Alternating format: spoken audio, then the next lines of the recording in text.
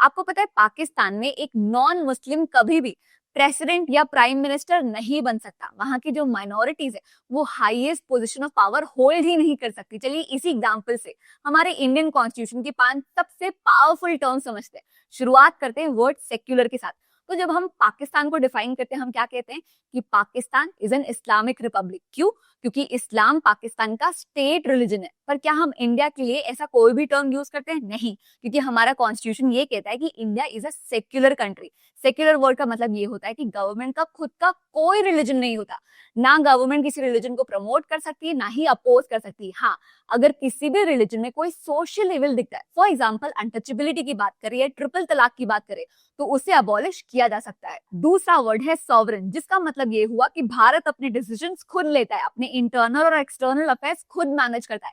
किसी दूसरे देश के दबाव के या इंटरफेरेंस का कोई स्कोप ही नहीं। इसका बेस्ट एग्जांपल है जब 1998 में मेजर वर्ल्ड पावर्स के मना करने के बावजूद हमने नेशनल सिक्योरिटी का सोचते हुए successful Pokhran nuclear test conduct किए थे। फिर तीसरा टर्म है सोशलिस्ट, जिसका एम है सोशल और इकोनॉमिक इक्वालिटी लाना। सिंपल भाषा में बोलो तो इसका मतलब है समाज में फेयरनेस लाना, लोगों के बीच जो रिच और पुअर डिवाइड है इसे कम करना। कुछ प्राइम एग्जांपल्स की बात करें तो इंडिया में रेलवे और पब्लिक सेक्टर बैंक्स को गवर्नमेंट कंट्रोल करती ताकि एसेंशियल सर्विसेज सबको मिल सके।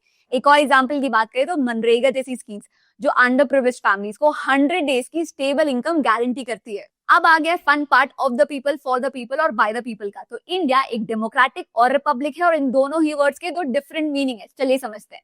अब इंडिया डेमोक्रेटिक कैसे? क्योंकि हमारे यहाँ जो पावर है वो पीपल के पास है। कौन सी पावर? वोट देने की पावर। हम अपने लीडर्स खुद चूज करते हैं और हर वोट की सेम वैल्यू होती है, चाहे मैं वोट करूं, आप वोट करें या अमिताभ बच्चन वोट करें। अब इंडिया रिपब्लिक कैसे? क्योंकि हमारे यहाँ जो हेड ऑफ द स्टेट है, जो प्रेसिडेंट है, वो किसी पर्टिकुलर फैमिली से होंगे, लीनिएज के होंगे, हेरिडेटरी मोनार्क होंगे, ऐसा नहीं है। जो इंडिया के हेड ऑफ द स्टेट होंगे वो भी एक इलेक्टेड ऑफिशियल ही होंगे जो एक फिक्स टर्म सर्व करेंगे। सारी चीजें कॉन्स्टिट्यूशन में दी गई है।